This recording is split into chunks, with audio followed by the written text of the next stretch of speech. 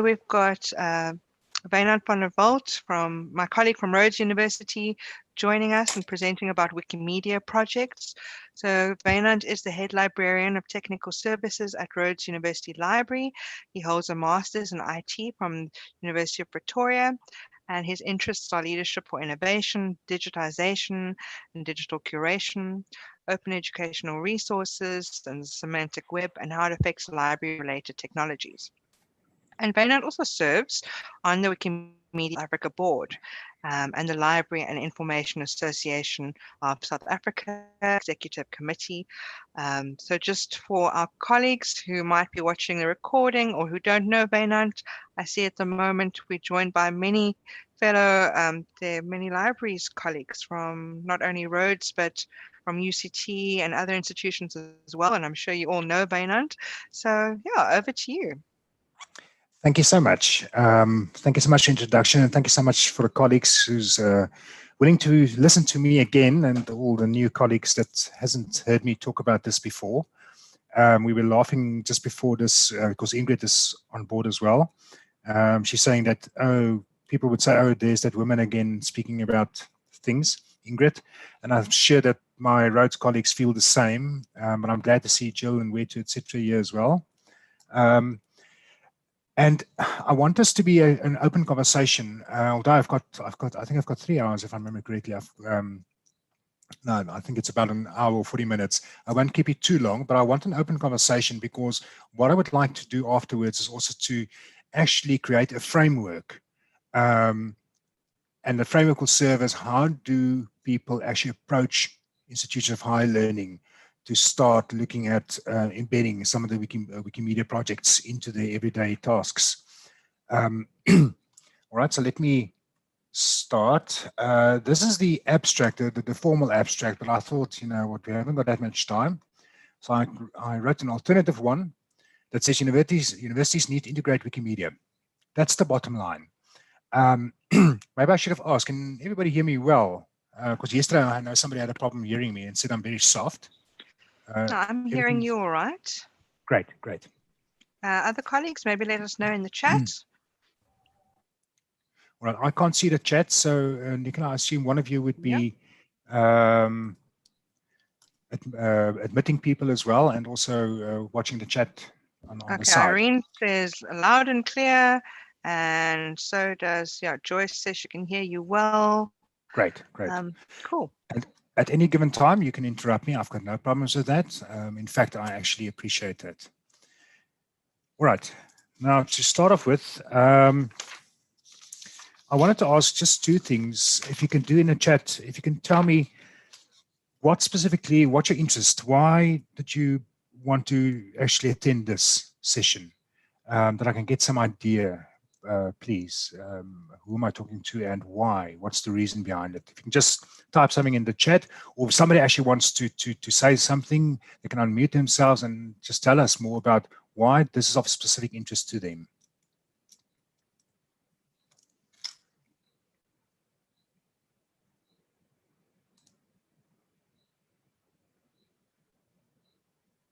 I'm trying to find the chat box. Nicola, can you see anybody typing or? Yes, I can relay for you. So just from myself, I know about Wikimedia, don't know about projects. Joyce says, have no idea. She says, don't know what Wikimedia is, would like to know how it could improve my teaching. Suzanne says, get better acquainted with the process of editing and referencing. And Cecilia says, I know nothing about this. I want to know more. All right, so that gives me a very good idea that it's a wide spectrum. So welcome to the session. I think it's perfect. Then I think I've managed to create this presentation at least to fit everybody's needs.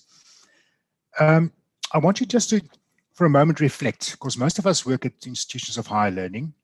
I think actually everybody most probably on this that's attending works at institutions of higher learning or universities. And one of the core reasons for universities, if you were to think about it, if you just reflect on that, it has to do with universities' place in the knowledge economy. And that is to do with how do universities and their position, how do they position themselves and the position they take in terms of being at the frontier of knowledge. Then also the university's duty to pushing the boundaries of knowledge, the pursuit of knowledge, and the preservation and dissemination of knowledge. So the core function of a university is closely tied with the knowledge ecosystem. And I think we tend to forget that. We see universities as schools, and just to get students through the process for them to walk out with degrees. But that is not the core function of university. It's about the dissemination, creating this incredible wealth of information and to make it accessible. And I just want to point out, you can see my presentation, I hope. Now imagine Wikimedia Foundation. Imagine a world in which every single human being can freely share in the sum of all knowledge. And immediately that says that Wikimedia and universities actually share the same vision in terms of knowledge being central for societal development, transformation, and growth. And I don't think that, for me, the two it's impossible to split the two anymore at this point in time. And I hope through today's sessions that you can see clearly how one can collaborate between the two. You can all see my screen, I suppose. Nobody said anything else. No, we can see your screen. Great. I'm going to skip some of the slides. All right, maybe I should just tell you something about the Wikimedia Foundation. Wikipedia, and everybody knows Wikipedia. Wikipedia is the product, it's one of the projects, and it's one of those projects that actually started before the actual foundation or the original, the entity was born. So Wikimedia came after Wikipedia, but within the Wikimedia Foundation, you have a number of projects, of which one is Wikipedia. And I think I do talk about it later on. Established in 2001, and it's grown to 12 projects. So we talk about Wikimedia projects quite often, and that is to display actually an array of services associated with the Wikimedia Foundation, of which Wikipedia is most probably the central one that everybody knows. But there's a number of other ones, and I'm not going to touch on most of these today, actually. I'm going to only touch on 3, I think. So you've got WikiVoyage, Wiktionary, WikiQuote, WikiBooks, Wikisource, Wikimedia Comments, Wikiversity, Wiki Species, Wikidata, Wikinews, and some additional Wikimedia projects. So these are the core projects as part of this foundation. Oh, I can see the chat now. I would like to know if there's copyright issues. All right, that's a good question, actually. Just remind me to answer all questions later on. All right. Wikimedia Foundation, it's owned by everyone. It's not owned by the foundation. The sister projects are literally owned by everyone and anyone in the world who's willing to contribute. And this might be slightly small, but just to show you that Wikipedia actually has consistently ranked amongst the top 15 most used sites in the world. It used to be number 5, number 6, about last year, I think. But the interesting thing to notice is it's the first and only of the top 15 that is actually a resource. The rest are portals. And you will notice, for instance, video sharing portals, social networking, internet services like your search engines, and interesting enough, online shopping. So it's also the only of those top 15 that's actually not for profit. That says a lot about the nature of the foundation and what they do in terms of this specific project. So yes, Google search, etc. We all know why they are top. But it's good to see Wikipedia. But in putting it in figures, it's a different story. And this is the next page. And again, I'm sorry if it's a bit small. Now, this is just Wikipedia, the English Wikipedia. There's a number of languages. I'll get to it now. The page views this year alone for the English Wikipedia has been 166 billion page views.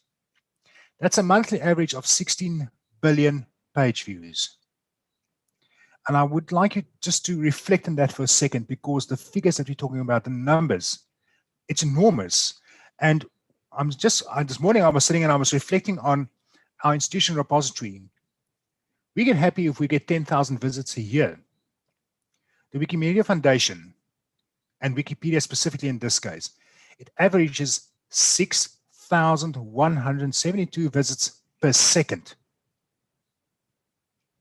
Over more than 1 billion unique devices per month, more than 50 million articles, available in more than 300 languages, and there's 119 plus chapters, user groups, and communities of best practice.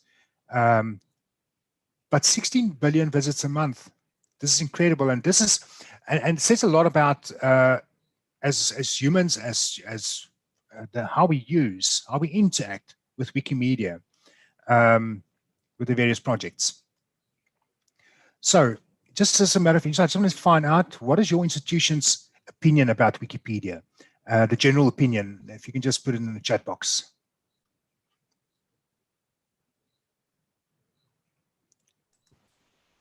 Yeah, Vaynant, we actually had a question maybe related to this, is how to cite it for research. And that's a good question. I'll just share as well. I mean, I know when I said, was tutoring, we would always have to tell students, don't use Wikipedia. So I think there, yeah, Cecilia says wary to suspicious. Suzanne says a foreign concept. Yeah. Getting back to the citation, as with any encyclopedia, don't cite an encyclopedia, don't cite Wikipedia. Wikipedia is a portal to knowledge, and it is it's designed in such a way that it provides you with additional resources.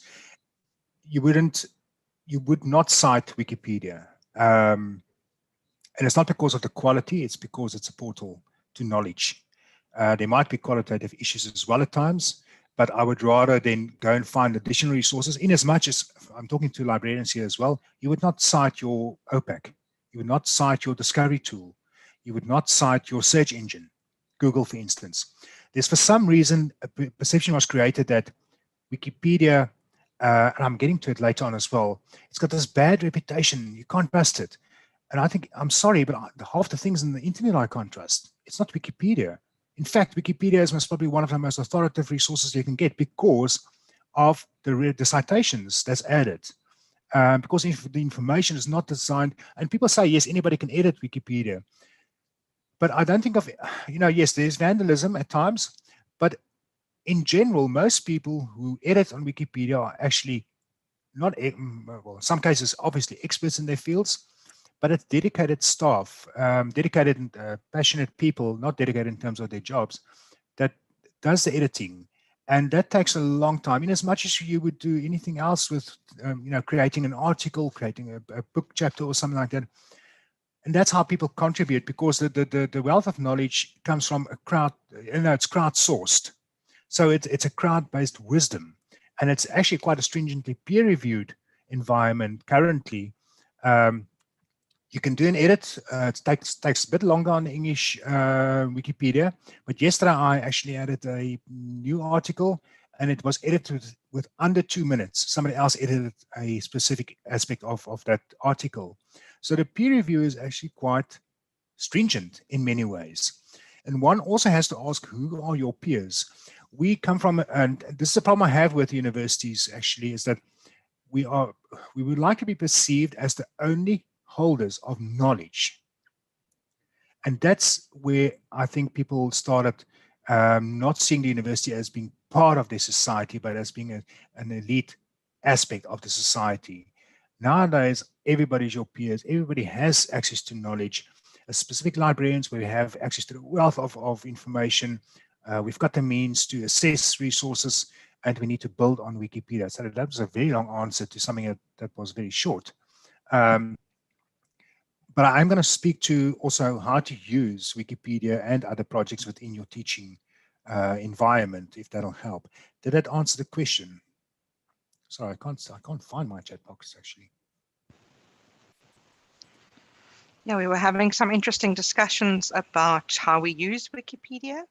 I was sharing, I used it as a dummies guide, get a quick overview about something and then reading further. And Cecilia says she also does that. Then Celia said she uses the citations a lot.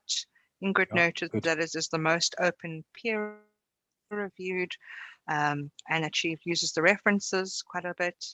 And for many, It's the first place to check, Neil says. Yes, For him. I'm gonna talk to that as well. So the conversation tells me exactly that the presentation, I think, is structured correctly. So let me move on, and you can see what I've done. Wikimedia and universities. I'm going to talk about teaching and learning specifically, and then research separately, and then also about Africanization and decolonization later on. Now, this image completely, for me, just illustrates exactly how not just students, but academics, etc., we all behave. We expect people to follow the rules, and I see that the brick paving as what academics tell us to do, what people want to do, but even the professors now use Wikipedia, and it creates a different path because people take a shortcut. And this is exactly what you were referring to, Nicola, is that people use it as a starting point to do a lot of their work, and it's actually very good. Oops, that's the wrong way. All right, so there's a number of studies that's been done, and specifically pertaining to student use, information retrieval in terms of student use, but also later on academics use. So professors, how do they use Wikipedia? But that one study was actually brought into question because the one professor said he's not willing to admit that he uses Wikipedia. So there's an honesty challenge when it comes to the high academics. But the students are, I would assume, fairly straightforward. And as somebody just said, I think, Nicola, you said it, and somebody else as well, it is the best place to start your initial research. And as a university library, we, for instance, we have starter packs on the EDS Discovery platform. And I've always wondered, why do people use the starter packs on your discovery layer when you have the starter pack actually on Wikipedia already? A lot of students use it for clarification. And I just want to point out in the gray box, if you can't read it, if it's small print, I'm just going to admit Teresa. It says there, I think usually uni readings are overcomplicated and do not explain things very straightforwardly. Wikipedia explains concepts clearly so that I am more able to understand the uni readings. So you can immediately see how it fits into the learning environment and the clarity it brings, because the language is often, it is, I mean, yes, your articles are very much structured in an academic sense, but the language makes it more accessible for most people. And then I think Cecilia said this, bibliographic resource, yes, go to the citations and use it from there. So it is becoming a replacement for the library's discovery tools. And in many ways, I would actually prefer that. And then also one comment was assessment cramming, because Wikipedia works as, like, you know, very much like a summary of certain concepts. What was of interest was some of the studies also pointed to the variances between gender. Men tend to use Wikipedia more often than women. I think it's because men might be not as clever as women, or they're lazy, I'm not sure. The academic level obviously has an impact, age has an impact, and the subject discipline also has an impact in terms of use. But I'm not going to go into the details of this, but just to point out, there's many studies done. To go and have a look at those studies. Oops, something happened here. Good. So what should academic institutions do? Well, first of all, I plead to support the use of Wikipedia. Educators should provide students with more training and assessing online information. That's the one thing. Joyce Suri, you've asked about this. And it's useful and necessary to incorporate Wikipedia into the academic curriculum. And I will explain some of the how some of the benefits work in this case.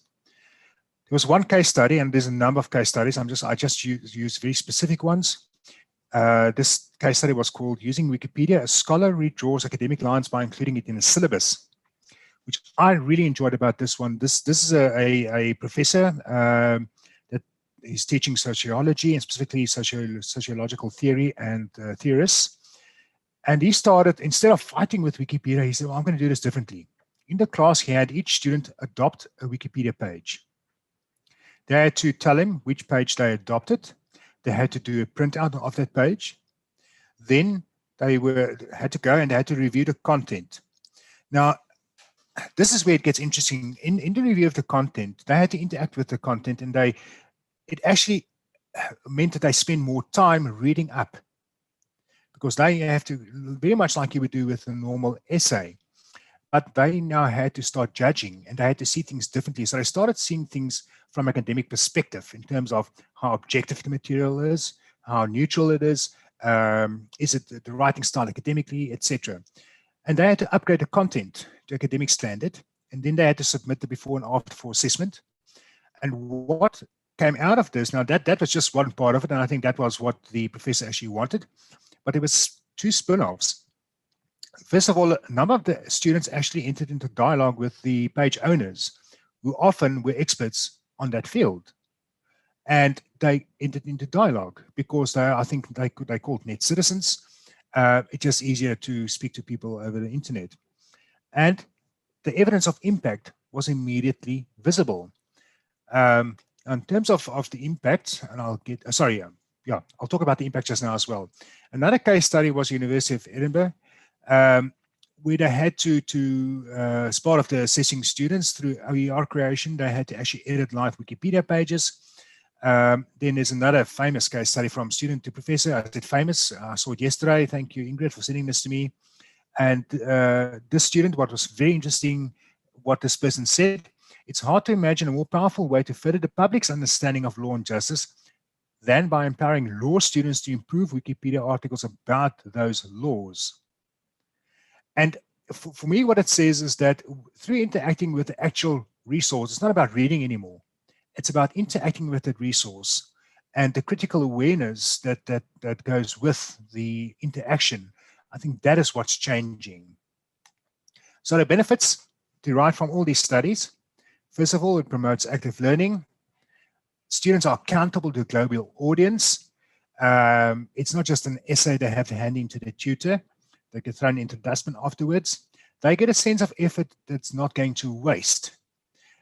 They enjoy it. It's fun. It's a different way of doing things. They are, most students nowadays are fairly able to work in wiki environments. Then there's development and enhancement of communication skills, and that has to do with both the verbalization, expression of concepts, language skills, but also to stay, for instance, to state something in a neutral way or objective way.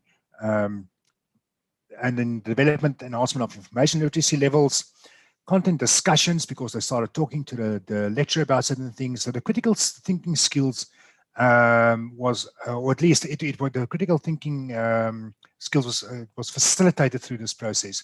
And they collaborated both with their various, with their peers in the class, but also with people external to the institution.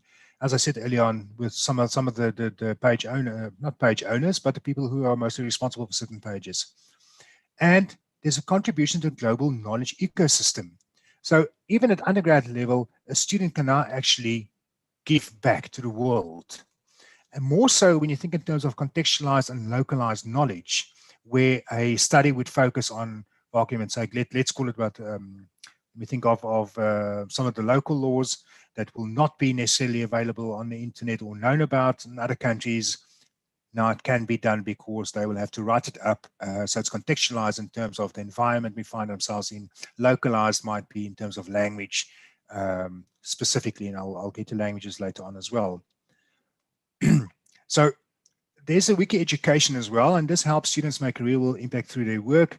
Wiki education connects higher education to Wikipedia.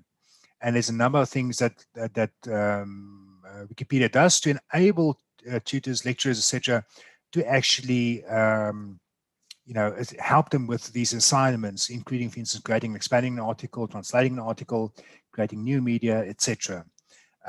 Joyce, I hope this answers your question in terms of, at least, from a practical perspective, in terms of how it's being used in the classroom. Again, this is just one of many examples of what's being done out there. Right. Are there any questions at this point in time before I go on to Wikipedia and research?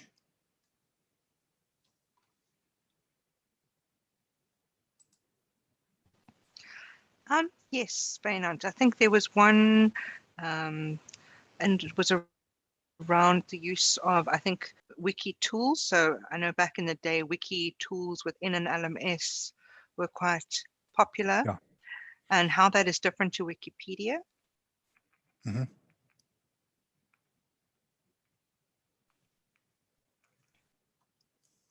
So that is within the LMS. Sorry, if I understand correctly, how does the use of wikis within LMS differ from Wikipedia?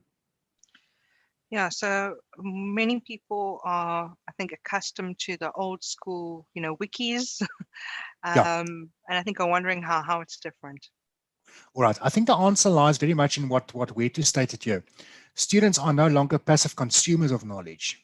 Even if you use wikis on a learning management system, and we've done it quite recently with University of Pretoria, it's still limited to a very small group, and it doesn't have a social impact. And the awareness on the student side is, it's still for the purpose of handing an assignment to the tutor, get marks, etc. But students can now create the knowledge, and part of that co-creation process allows them to take pride in what they do. I think they think at a different level because they know that what they're going to do is visible to the rest of the world. We had the same argument, I remember, when we started with digitizing thesis and putting it online. Oh no, the thesis must be kept inside the institution. You cannot expose the institution, the quality of the institution, to the world. I said, well, maybe if we expose the quality of the academic levels at the institution, and maybe it'll increase. And it happened. As far as I understood, the quality of thesis and dissertation increased substantially since they've been placed online because of the awareness of the global audience. But yes, I mean, there are a number of wikis still used in LMSs, but it doesn't add to the value in terms of contributing to the wider knowledge. If you can take it from that wiki that's limited to that LMS or limited to that group, and then place it into Wikipedia, great. If you want to do that as a pre-assessment process for marking purposes and for quality assurance, by all means, and then you can do it, just as long as you take it over to Wikipedia as well.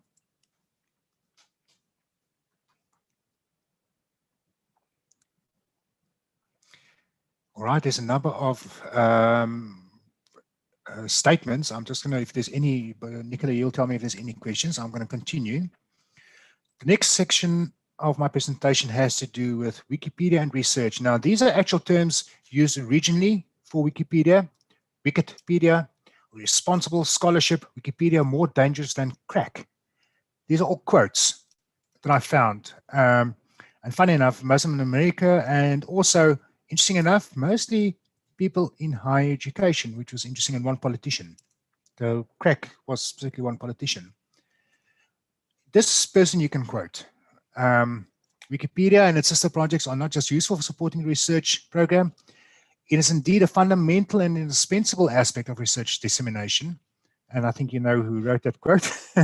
But please, you can fine. You can quote me. I've got no problem with that. But it's, to me, I cannot see that it's separated anymore. And hopefully, what I'm going to show you now will sort of also blow you in terms of what is actually being done behind the scenes in many cases. And if some of you who are not librarians can also think in terms of what value does your library render in terms of research dissemination, let me provide you with a glimpse of this. First of all, I think Joyce is waiting to be admitted. All right, Wikipedia and research. What can Wikipedia do for your research? It increases the visibility of institutional research outputs. It increases the visibility of the researcher itself. It redirects traffic back to university sites, and it allows for information repackaging.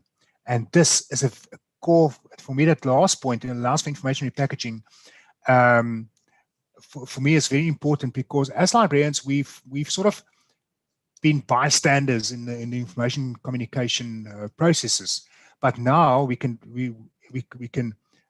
use our skills to repackage information in such a way that it fits with the curriculum, that it fits with what people want to know. And I'll show an example of this just now. But another thing is, and at the bottom you'll see, I don't know if anybody knows or anybody uses altmetrics, about altmetrics. Altmetrics is the alternative citation analysis tool as opposed to formal citations. Altmetrics looks at your social footprint. So altmetrics will look at an output, journal article, dataset, etc., and will investigate and identify associated with, and then tracks the mentions in the source. Wikipedia is one of those sources. So even the fact that I just cite And for instance, I just add a URL, a Rhodes URL, to a citation that's already in Wikipedia, means that that researcher now has, and that research output now has a footprint when it comes to altmetrics. And in order to be considered for any altmetric assessment, you need to be mentioned at least once in order for them to actually be able to track the footprint going forward. So that's one way of also addressing some of the lesser known items, and also boost your altmetrics if you, although I don't want to sound competitive, it's not about being competition, but it's about at least altmetrics as a way of measuring how visible our research and our researchers are. And here I'm going to use Rhodes University case as a case study. What we've done, the credibility of an article on Wikipedia can be increased through the addition of citations. That's obvious. Citation quality can be increased by adding additional information. There's an example of cicadas that I used, and we have a professor that's unknown to many. He's actually an expert on cicadas as well. And I only realized this when I actually read the article on cicadas. And there were 5 or 6 of his works cited. So I added our URLs, but it adds value to the citation. So when people use it, like somebody said early on, if you want to go and have a look at the references, you actually can go straight through to the actual research output on the institutional repository. So literally, I'm going to reiterate this, Wikipedia is most probably, apart from Google Scholar, for me, there's no equal when it comes to a research portal or information portal for that matter. And then articles published in different formats are brought together. Now for this, I'm actually going to go out of the presentation, and I'm extremely proud of this specific page. And people might have seen me talk about this before.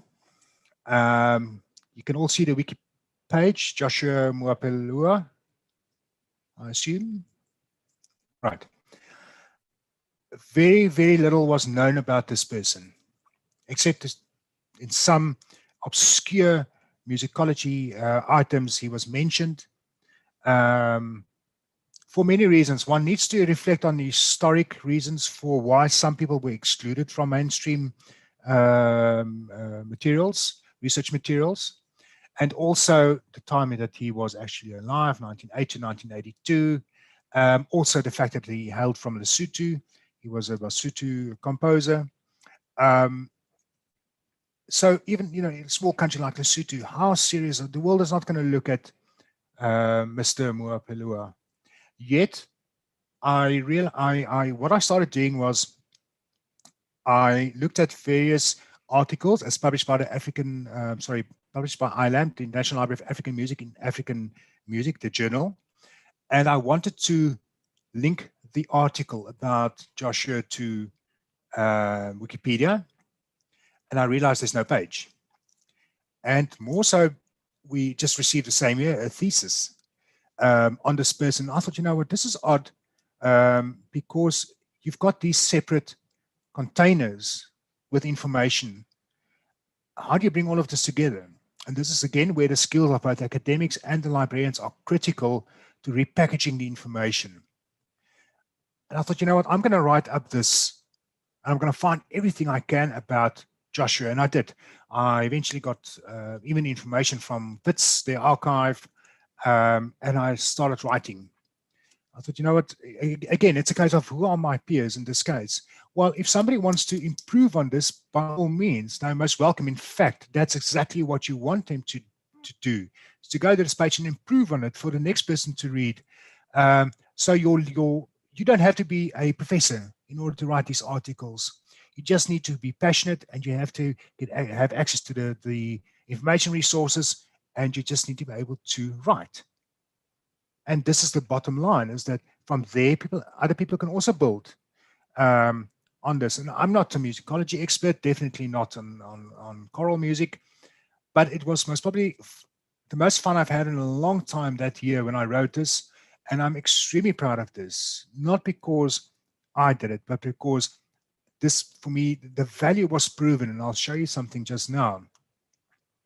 And also for another reason, it just so happens that his great-grandson is my daughter's boyfriend. And that's just perchance. And we didn't know it at that stage when I was working on this. But that's another story. So here we have the references. There we've got, you know, your old composers editions, and I found this on the shelf. There's a letter to Jones. That was South African Racial Relations that had a letter. This is the article in the publication, African Music, that's published by by Rhodes University.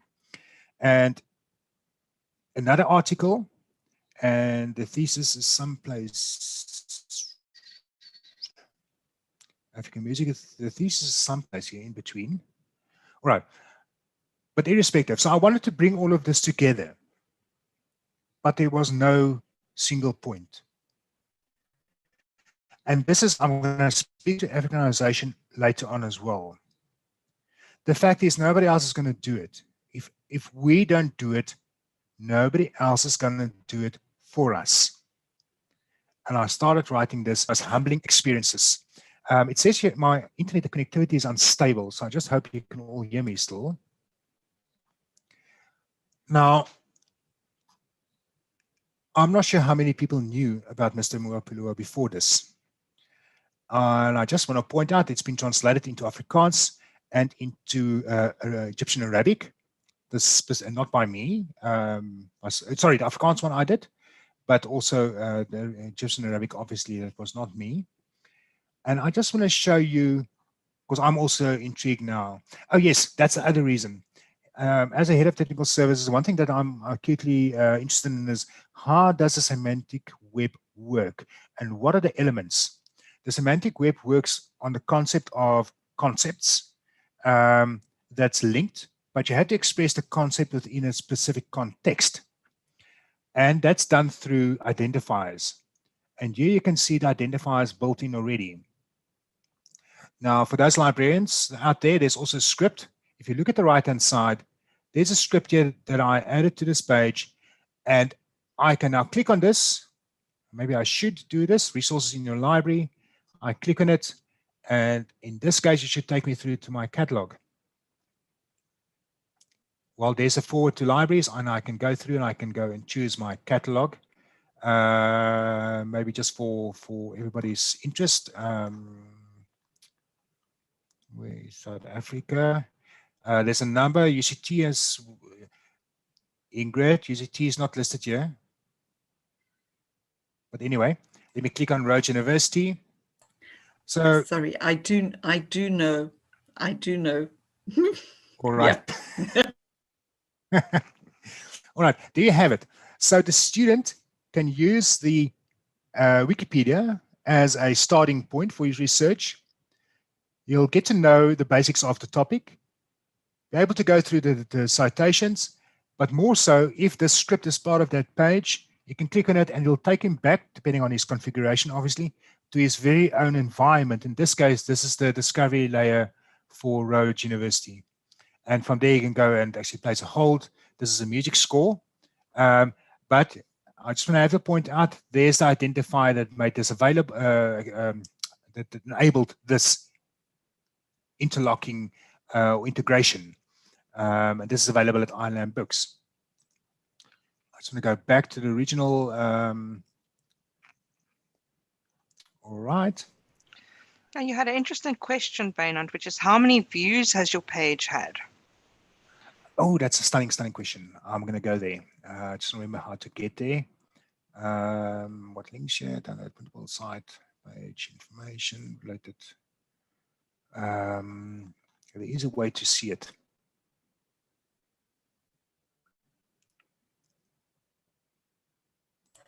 Sorry, can I just comment? If you scroll back up, Oops. It's not this one. It's not that one. You should be able to see it from that page. If you just X out that community wishlist survey, you should have no, sorry, right at the top, view history, that read edit, it's there. It's the stats are there. The view history will give you It's there. There we go, and you should be able to find page statistics. Can you see external tools, blah, blah, blah, blah, blah, page statistics, page Got it. views. Thank you, Ingrid. So I if you knew there click was a on way to page get it. views, yeah, if you click on page views, you'll see how many views they've been. All right, I've clicked on it.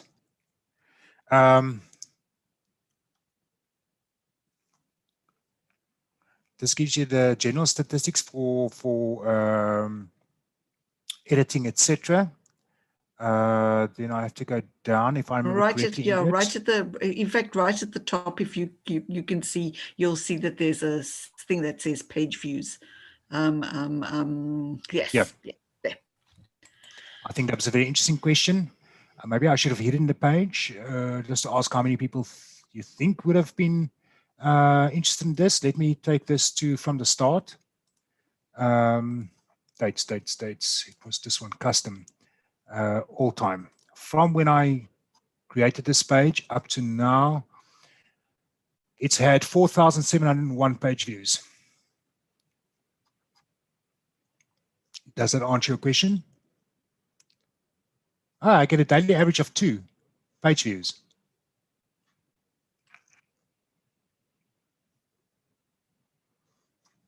All right.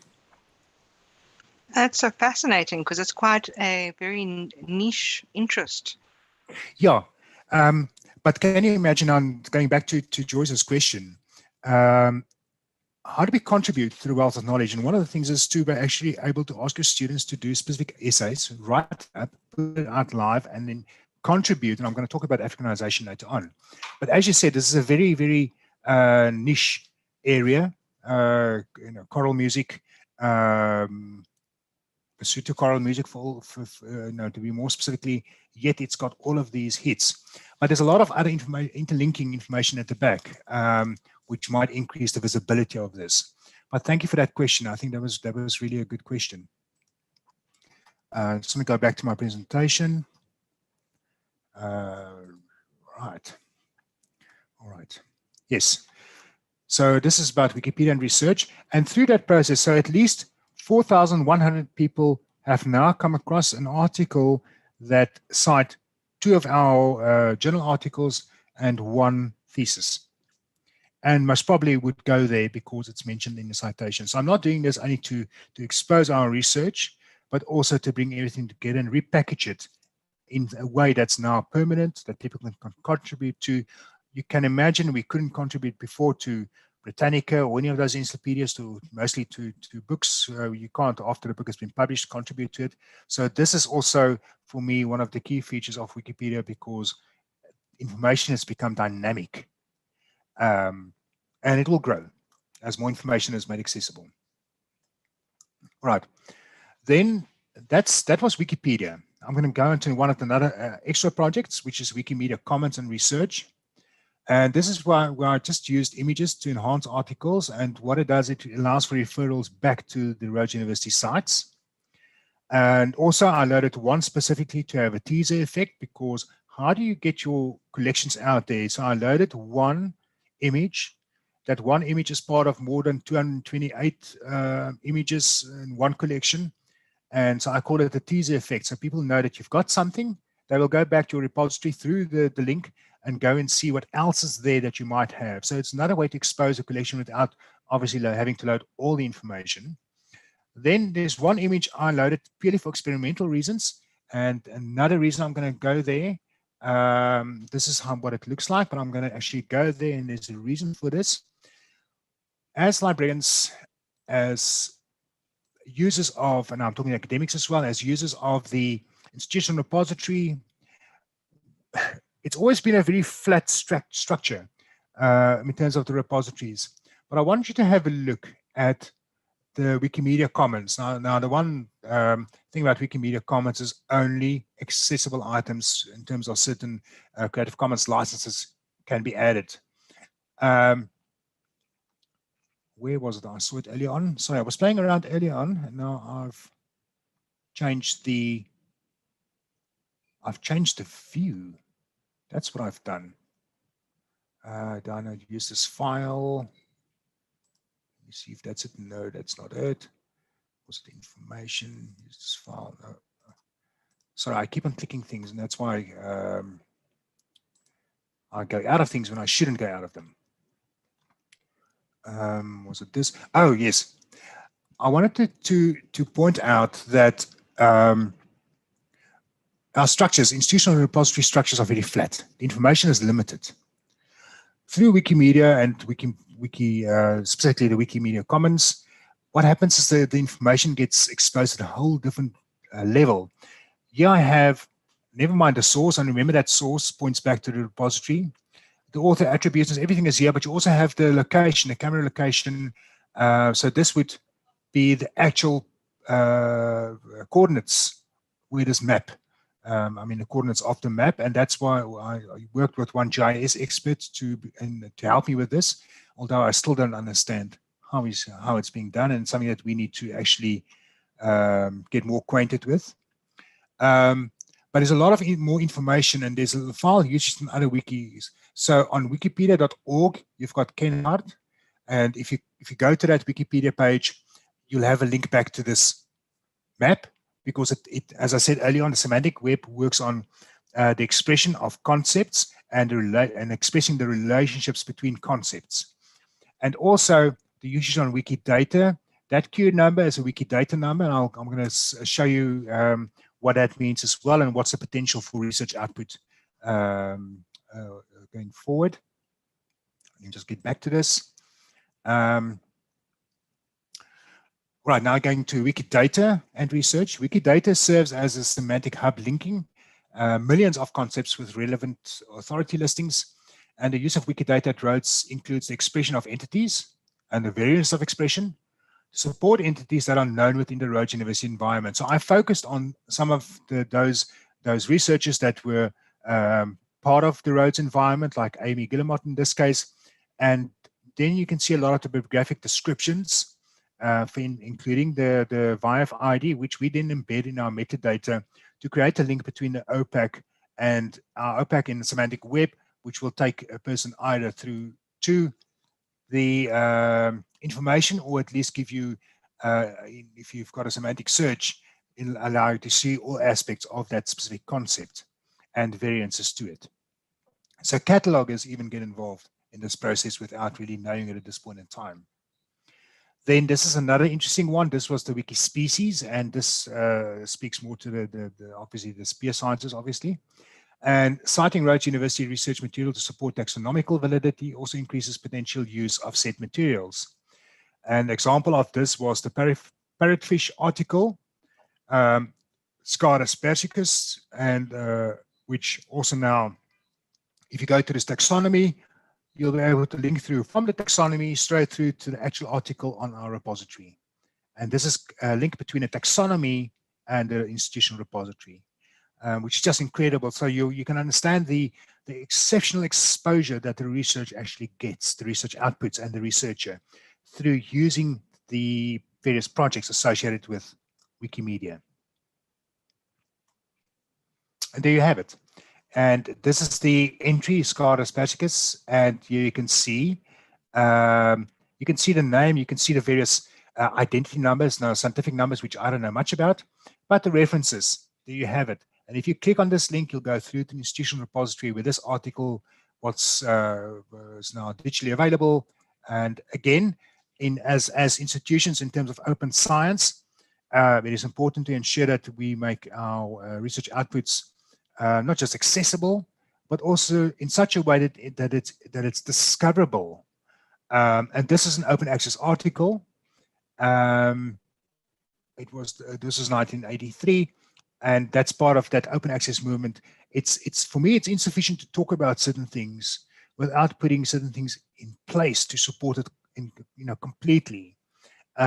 Just putting up an article on the institutional repository, it's already a step in the right direction, but it's not complete. We need to do other things with that open access article eventually, and this is part of it. All right, before I go on to Africanization and decolonization, I'm not sure if there's any questions or inputs from anybody.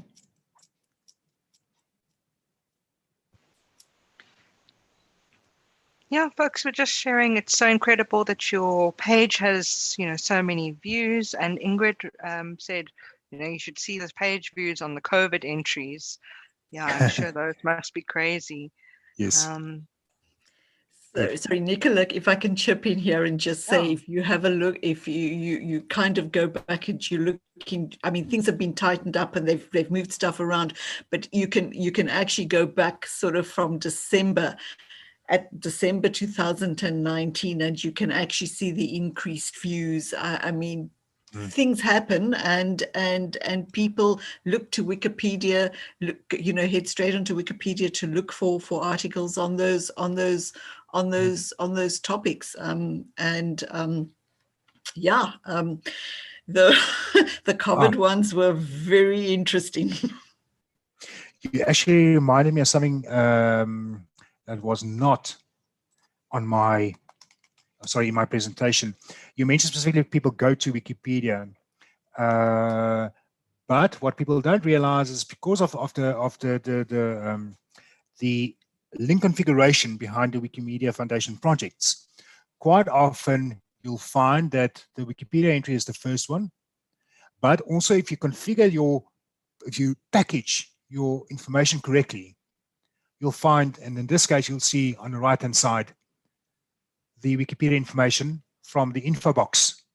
So that info box part of the Wikipedia entry is critical to ensure that this is the first view end users see. So if anybody across this world now searches for Mr. Moapelua, they'll find this article, and they're just 2 steps away from here, from the landing page. They're 2 steps away, 2 clicks away, to actually accessing our resources at Rhodes University pertaining to Joshua. I think that's incredible. Sorry, Ingrid, you reminded me about this. Right. Now, one of my favorite hobbies or points of discussion, Africanization, decolonization. I put the word "and" decolonization. I don't like the word decolonization because that means, for me, it's sort of it's a very destructive word. Whereas Africanization to me is very empowering. And I'm sorry, I might tread on toes here, but I'm going to say certain things.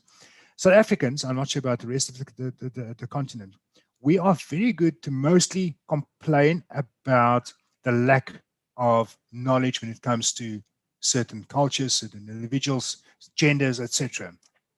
I always challenge the very same people to tell me, what have you done to contribute to this?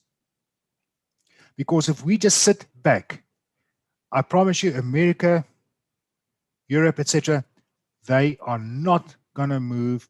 They are not concerned. It is our responsibility to write our history, our current environment, to write everything about us. It is our responsibility. Nobody else is going to do it for us. And Africanization, to me, speaks to contextualize and localize information. And we have to acknowledge certain things, that there is a Western prejudice. There is a massive gender gap, and that not all knowledges are represented. But the fact is, as long as we don't contribute to the knowledge economy in terms of our knowledge, then this will be the case, because nobody else is going to fix this. But there's opportunity for innovation and reinvention. And there's this great opportunity for using Wikipedia as a tool for knowledge diffusion and decolonization of the internet. All right. So Africanization is about adding content about Africa and Africans written by Africans in the language of Africans. For regional librarians, what does this mean?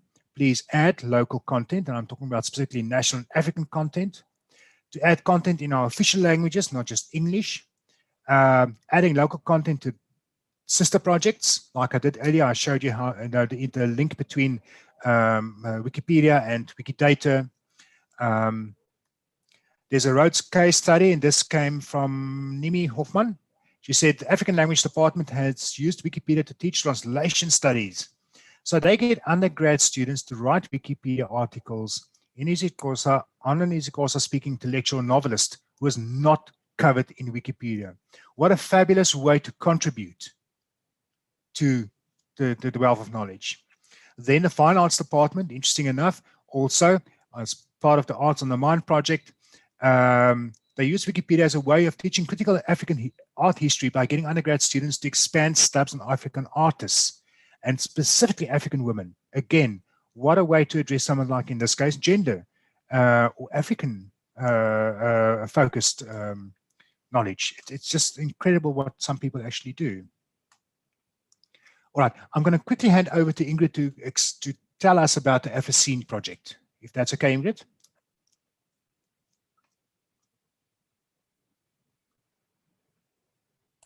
Sorry, I needed to unmute myself. Okay, so the Africine project is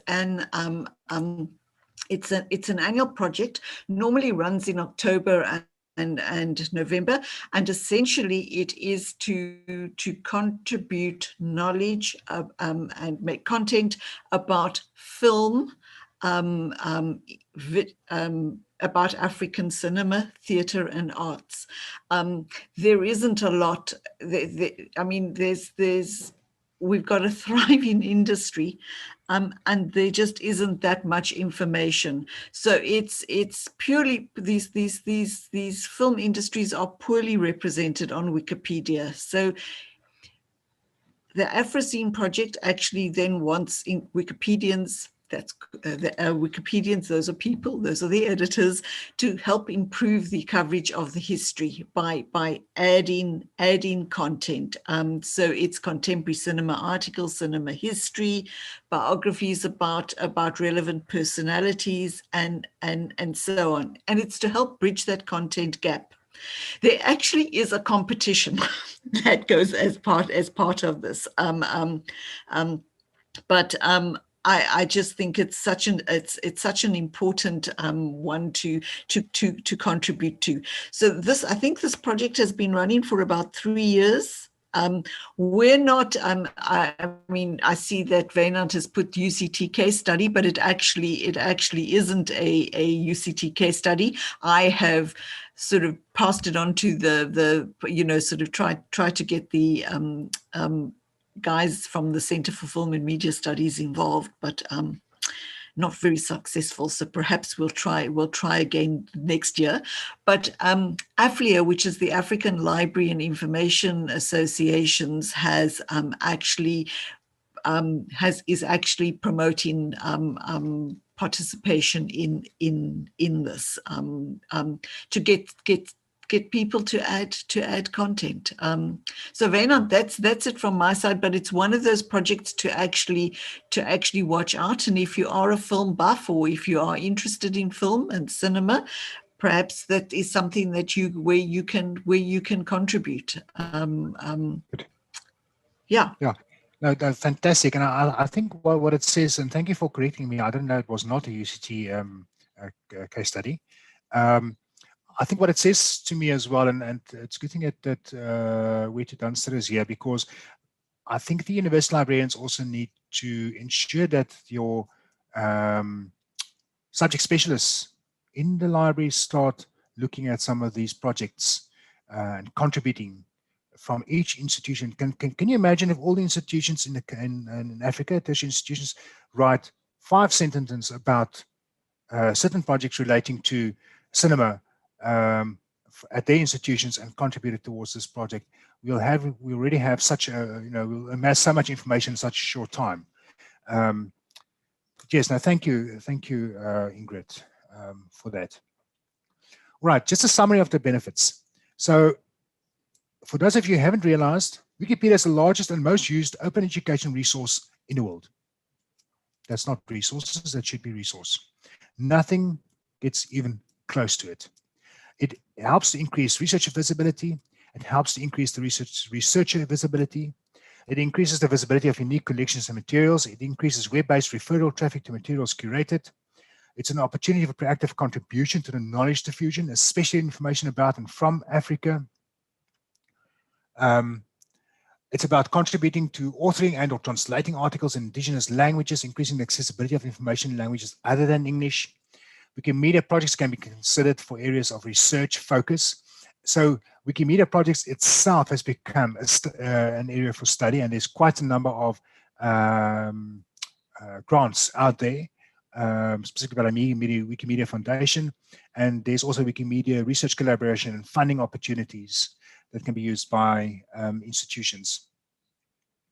All right, there's a lot of Wikimedia projects, and I barely touched on them. I mean, there's so many, but I think in terms of our environments, what's important is the wiki tongues. That's to ensure that every language in the world is represented. Science sources is good. Wiki cite is something that well, we actually we call it the One Lib One Ref campaign, but it has to do with adding citations to Wikipedia, which Ingrid mostly would communicate to the rest of South Africa about. There's also the contest Wiki Loves X. In this case, there's a Wiki Loves Africa, etc. So also look out for the various projects that's running together with this, and how to use those projects to your benefit, whether it's national, whether it's institutional, etc. The way forward, I just want to point this out, this is what the statement at the, I think this is the 2018 Wikimania held in Cape Town, if I remember correctly, 2018. But this was one of the things that was stated. By 2030, Wikimedia will become the essential infrastructure of the ecosystem of free knowledge. And anyone who shares our vision will be able to join us. And I think that says a lot, because their stance already is, we're not going to chase after you. We are really central to everything.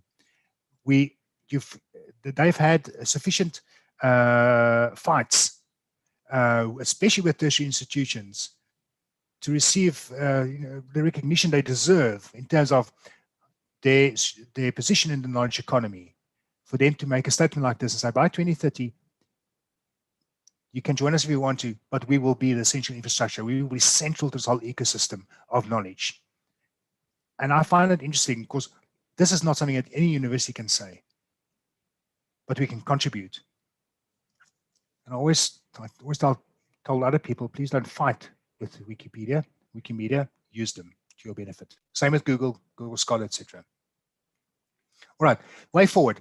Get involved in your local Wikimedia chapters. I'm not sure how many chapters there are currently in Africa. I think I know about 5 or 6, if I can remember correctly. Otherwise, also get involved in projects. And I thought this, Phoebe Ayers this was a very good quote. Wikipedia is pushing the venerable field of librarianship to recognize a lesson of the 21st century. Making knowledge accessible to all requires Wikipedians, librarians, academics, and citizens to work together in collaboration and community. She is a librarian. She put librarians to word second, academics third, and citizens fourth, Wikipedians first. I just wondered whether that was intentional or not. But yeah, fortunately, academics, citizens, and librarians can all be Wikipedians. And I hope that you all become Wikipedians quite soon. All right, there's a long list of references. There's a way to join local chapters. You can look at the various chapters. There's also opportunities, and I spoke about the various projects. There's also the AFLIA Wikipedia and African Libraries project. There's contacts. Ingrid, I've put your contact details there as well. So if anybody wants to know more, That's fine. they can contact you as well. Good. Just a thank you from our side. First of all, support from Rhodes University, especially my director, Nomawethu Dunster, for always supporting me, Nicola, for this opportunity. Support from the colleagues, especially Ingrid. We're always talking and debating about things. The Image Africa team, attendees of the session, and the Wikimedia South Africa chapter. Yes, so from my side, thank you. I'm not sure if there's any other questions or any discussions or any deliberations that you would like to enter into. Yeah, I think, Baynard, if you can send me your slides, and then I can pass it on to colleagues who attended and posted in our Facebook event page as well. I know just a little story to share. So a couple of years ago, it was when I finished my PhD, so 2013. I mean, and then it happened sort of after that. There was a postgrad student that had curated a list of game studies scholars in different countries. Mm-hmm. And there was someone editing a book, and he was looking for, game studies in the global south, and came across this Wikipedia page where the student mentioned my name. Wow. Yeah. So just an interesting little, just also reflecting on, I think how Wikimedia and Wikipedia entries have sort of impacted my own scholarship. That was a very important sort of networking tool. Oh, stunning. That's so good to hear. Oh. Any other questions? I see very, very positive feedback. Thank you, everybody. So we've got a evaluation form for some feedback on the session that Irene has shared. I can post it again. We'd love some feedback from you about the session. It's really, really short, so please complete it for us. Yeah, and lots of thanks, people saying thanks for the eye-opening session. Oh, thank you, Witu. Long live Wikimedians. Stunning. Oh, what I haven't told, what I haven't spoken about is the fact that some institutions like Cambridge, Oxford, etc., they actually have Wikipedians in residence, which is a permanent position to use Wikipedia to the benefit of an institution. We don't have to go that way yet, please.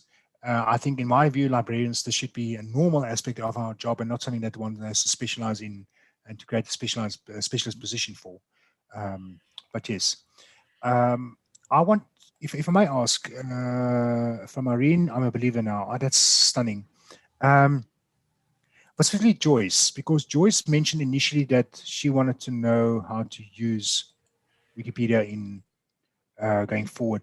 And I just wanted to ask anybody else that might have no contact previously with Wikipedia, is there any way we can help with? Is there anything that you picked up in the session that you can immediately take back? So yes, any feedback will be great. A lot more thanks. But I think, Nicola, what it does say, getting information back, is maybe we need to look at how do we structure this at Rhodes and at these other institutions. How do we get this formally part of one of the tools used to support teaching, learning, and research at Rhodes? Yeah, and at all institutions. I mean, every university across Africa, you know, everywhere there are experts and people with also, you know, translation skills. I can imagine. Okay, I see Ingrid's hands up. Sorry. Yeah, go for it, Ingrid. Sorry, I'd almost forgotten what I wanted to say. There's a lot to get people to actually think differently about Wikipedia. I think currently with this, the move to emergency, to online teaching, the emergency teaching, the way that maybe courses are structured or assignments are structured, Wikipedia could actually, you know, doing an assignment on Wikipedia from Wikipedia would be a really good way to go. And that was when I did that when we did that presentation at the Teaching and Learning Conference, the UCT one. That was the, you know, sort of, that was the thinking behind that if somebody attended that and walked away thinking, I need to think about this differently, then in fact, I think our job is done. There's a lot of support out there. There is a Wikimedia education section, not just not just what Wynand showed you, because they kind of focus very much on the States and on Canada, but their resources are readily available. There are support structures out there within Wikipedia, and then I had mentioned the Wikimedian in residence, and that is, I mean, one of our colleagues, Wynand Bobby, is the Wikimedian in residence at the UNDP. It just means that there is time for those guys to kind of focus on doing the teaching, doing the editing, doing the support, and not having it sort of competing is probably the wrong word, competing in inverted commas, with our other duties. But yes, that's it.